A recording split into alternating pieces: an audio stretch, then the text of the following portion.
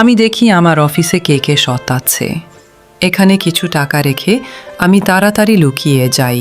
আমাদের অফিসের বস্তা খুব খিটখিটে আর খুব কিপটে মানুষ। আরে বাবা, এতগুলো টাকা, একটা কাজ করি কিছু টাকা নিয়ে নিই। কদিন পরেই দীপাবলি আসছে, আমার তো নতুন জামা কিনতেই হবে না।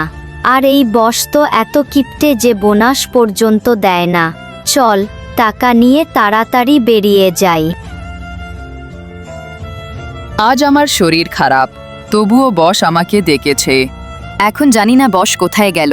আরে এই কি, এত টাকা কে রেখে গেল এখানে? আচ্ছা, একটা কাজ করি, এর মধ্যে থেকে কিছু টাকা রেখে দিই, তারপর সেই টাকায় পার্টি করব আর মজা করব।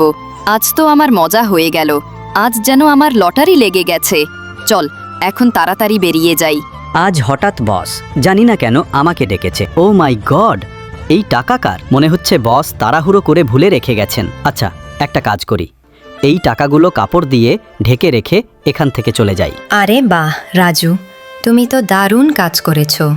আমি তো ভেবেছিলাম তুমিও হয়তো অসৎ বেরোবে, কিন্তু সত্যিই তুমি সৎ মনোভাব দেখিয়েছো।